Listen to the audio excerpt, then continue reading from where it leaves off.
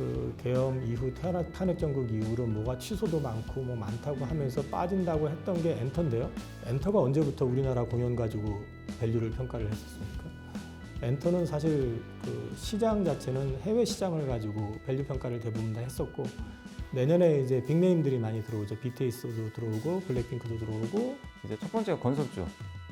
네, 왜냐면 내년에 착공 늘어날 것 같아요. 하반기에는 착공도 늘어날 것 같고, 일단 내년에 금리 좀 우리나라 많이 내릴 것 같아요. 게임주 왜 좋게 보냐면 신작은 제가 맞출 능력은 없는데 인건비를 다 줄여놨어요. 내년 출발이 되게 가벼워요. 그리고 마지막으로 저는 이제 1, 2년 정도 계속 괜찮을 것 같은 것 중에 하나가, 기업명은 얘기는 안 하겠지만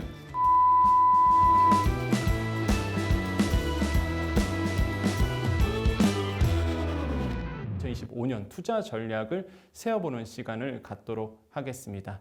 오늘 도움 주실 분 두 분을 모셨는데요. LS증권 염승환 이사님, IM증권 서울금융센터 이영훈 이사님 두 분 모셨습니다. 네, 안녕하세요. 안녕하십니까. 그리고 이번 특집을 맞아 여러분에게 작은 이벤트 준비했습니다. 특집이 업로드되는 기간 동안 저희 이투데이 TV 커뮤니티를 통해서 주식관에서 초성 퀴즈를 내어드리고 있는데요. 참여하셔서 정답 맞추시는 총 60분에게 스타벅스 커피 쿠폰을 보내드리니까 방송도 보시고 따뜻한 커피도 챙기시는 기회 잡으시길 바라겠습니다. 내년도 이제 장을 좀 준비하시는 분들 굉장히 많습니다. 지금 그러면 내년도 이제 포트폴리오라든지 아니면 어떻게 또 준비를 해야 될지 그거를 좀 여쭤보고 싶거든요. 많은 분들이 또 궁금해하실 거예요. 이사님부터 말씀하시죠. 그러니까 한국 시장은 기본적으로 잘 안 되는 시장이잖아요. 근데 아까 잘 말씀해 주신 건 차별화가 되게 심하니까 되는 것도 되게 잘 안 됩니다. 오히려 미국보다 더 좋은 성과를 낼 수도 있어요. 어떤 걸 선택하느냐에 따라서. 그러니까 우리가 너무 이게 좀 착각하는 것 중에 하나가 미국만 가면 다 성공하겠지, 이건 아니에요.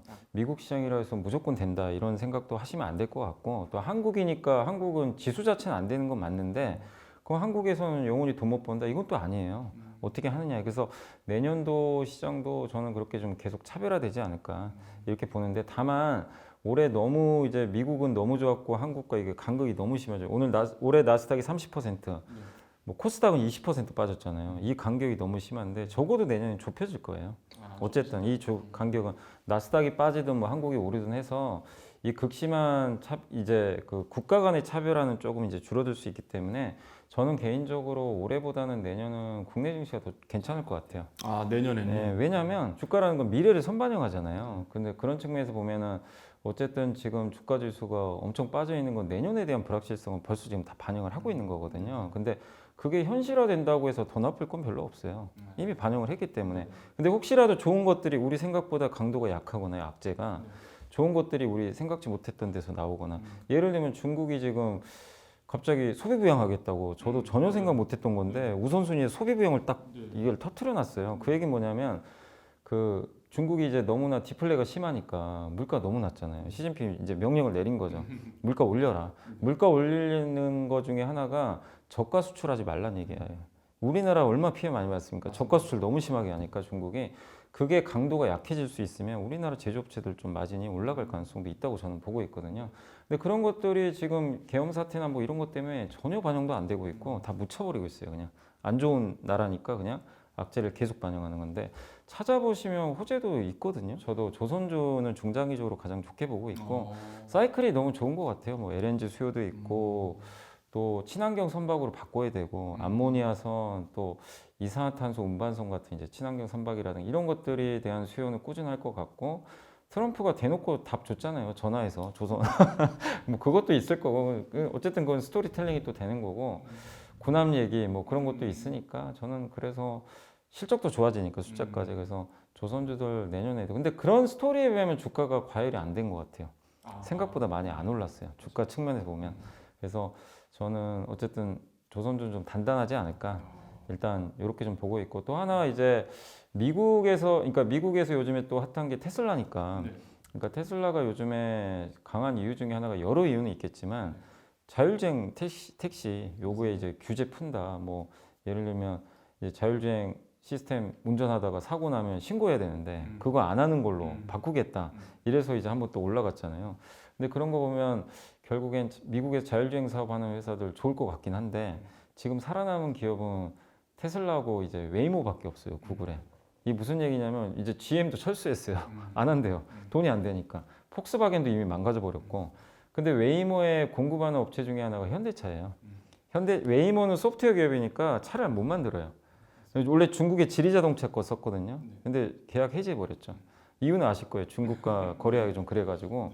그래서 그 빈자리를 아이오닉 5가 채웠어요. 그리고 6세대 제품도 같이 만들기로 했거든요. 구글하고. 어차피 트럼프는 자율주행을 확 풀어줄 가능성이 높기 때문에 그럼 테슬라만 밀어주기보다는 이제 웨이모도 같이. 근데 실제 웨이모도 지금 미국 현지 반응 되게 좋더라고요. 로보택시 반응이. 근데 그거를 직접 공급하는 현대차 또 그런 현대차 계열사. 근데 현대차는 또 관세가 있어서 그렇긴 하지만 아무튼 그런 자율주행 부품들 만들어주는 부품사들이 있을 거 아니에요. 파운드리 사업. 그러니까 그것도 저는 한번 다코스로 볼만하지 않나. 지금 뭐 자동차 좋다고 얘기하는 사람 아무도 없잖아요. 자동차 부품이나. 그러니까 오히려 소외된 곳에서 그런 것도 한번 스토리텔링도 될 수 있고 실제 이미 구글에 지금 계약을 해놨기 때문에 그런 것도 좀 좋게 보고 있고 또 한 가지가 저는 상법 개정이 될 거라고 생각하거든요. 지금 이제 민주당에서 지금 밀어붙이려고 하는 것 같아요. 그래서 저번에 금투세도 어쨌든 폐지가 된 것처럼 상법 개정을 하면 어쨌든 이번에 고려한 사태처럼 결국에 이제 저 PBR주나 이렇게 자산 가치나 이런 기업의 실적에 비해서 좀 저평가된 기업들에 대해서 저는 헤지펀드들의 공격이 좀 많이 들어갈 것 같아요. 만약에 상법 개정이 된다면. 그러면 저 PBR주도 한번 많이 찾아보시면 좋을 것 같아요. 실적은 꾸준한데, 그러니까 무조건 PBR주 사시면 안 되고 자산 가치도 좋고 PBR도 낮은데 배당도 꽤 많이 주고, 근데 돈도 매년 꾸준히 벌어요. 뭐 예를 들면 통신주 같은 회사들이 대표적인 건데 통신주를 외국인이 공격하기 힘들겠지만 어쨌든 그런 기업들이 상법 개정이 되면 또 자산 가치가 이게 저 PBR이 좀 해소될 수 있다고 저는 보거든요. 그러니까 그런 것들도 하나의 저는 좀 이벤트로 또 그러니까 상법 개정이 많이 된다면 그 소외받았던 데에서 한번 좀 주가가 좀 위로 튈 수 있는, 너무 오른 것보다는 좀 소외된 것들 많이 보고 있다 보니까 그 중에서 소외된 것 중에 또 한 뭐 두세 개만 잠깐만 간단히 말씀드리면 이제 첫 번째가 건설주. 건설이요? 네, 왜냐하면 내년에 착공 늘어날 것 같아요. 하반기에는 착공도 늘어날 것 같고 일단 내년에 금리 좀 우리나라 많이 내릴 것 같아요. 그리고 지금 이재명 대표도 추경 일단 돈 풀면 화폐 가치가 떨어지거든요. 그럼 자산 가치 오를 수밖에 없고 그리고 전세값이나 부동산 가격이 오를 가능성이 좀 저는 개인적으로 높다고 봐요. 그러면 결국 부동산 착공도 다시 지금 3년 동안 부동산 착공이 줄었어요. 22년에 레고랜드 터져가지고 그럼 결국 내년부터 입주가 줄거든요. 입주가 3년 동안 줄어요. 그러면 이 건설사들은 어쨌든 이제 착공 늘릴 수밖에 없는 사이클로 돌아가니까 건설주 여기서 잃을 게 뭐가 있겠어요. 금리까지 낮아지는데 원가율도 낮아지니까 그래서 한번 내년에 볼만할 것 같고 또 한 가지 게임주. 예, 게임주도 좀 게임주 왜 좋게 보냐면 신작은 제가 맞출 능력은 없는데 인건비를 다 줄여놨어요. 내년 출발이 되게 가벼워요. 가볍고 우리 뜻하지 않은 데서 하나씩 게임 대박 나면 주가 오를 확률이 높기 때문에 가벼워진다는 측면에서 거기다 AI까지 도입되니까 비용 저는 더 줄지 않을까. 그래서 그런 관점에서 좀 괜찮을 것 같고 그리고 마지막으로 저는 이제 1, 2년 정도 계속 괜찮을 것 같은 것 중에 하나가 기업명은 얘기는 안 하겠지만 유튜브 쇼핑 괜찮을 것 같아요. 예, 요새 좀 주가 오르긴 올랐는데 근데 그 회사밖에 없어가지고 좀 조심스럽긴 한데 왜냐하면 지금 어쨌든 구글이 거기에 어쨌든 되게 적극적인 것 같아요. 왜냐하면 유튜브 수익을 좀 늘리려고. 근데 지금 우리나라 쇼핑이 다 포화 상태잖아요. 사실상 성장하기 어려운데 남은 카드는 유튜브 쇼핑밖에 없는 것 같아요. 지금 아직도 침투율이 낮고 괜찮은 이유 중에 하나가 트럼프랑 아무 상관이 없어요. 그죠? 대외 변수가 없다는 거. 네. 다만 이제 조금 조심하실 건 뭐냐면 그 회사가 거의 독점적으로 하지만 또 벤더가 늘어날 수도 있는 거잖아요. 경쟁자들 들어오면 이제 그런 것들은 체크는 하셔야 되겠죠. 이 세상에 100% 확실한 건 없으니까. 그리고 현대차 말씀을 하셨으니까 거기서 제가 조금만 더 보완을 좀 해드리면 현대차가 지금 자율주행 관련해 가지고 그 웨이모하고 이제 협업을 하는 거는 다 말씀하신 내용인데 현대차 자체적으로도 지금 그 자율주행 관련해 가지고 개발을 하고 있거든요. 그게 이제 보면은 그 모셔널이라고 하는 회사 최대 주주로 좀 등극해 가지고 계속해서 투자가 들어가고 있고 그 다음에 42-라고 하는 회사 거기에도 좀 마찬가지로 자율주행 이슈로 좀 계속해 가지고 개발이 진행되고 있고요.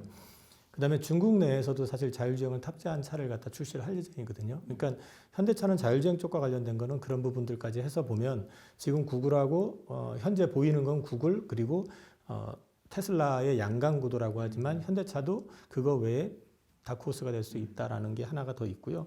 그다음에 이제 관세 이슈 관련해 가지고 말씀하셨던 부분은 현대차가 지금 상대적으로 부족한 건 맞아요. 미국 내 생산하는 차량이 실제 미국 내에서 판매되는 차량의 37% 현대기아 합쳐가지고 그 다음에 이제 도요타하고 혼다가 한 50%대 초중반 되고요.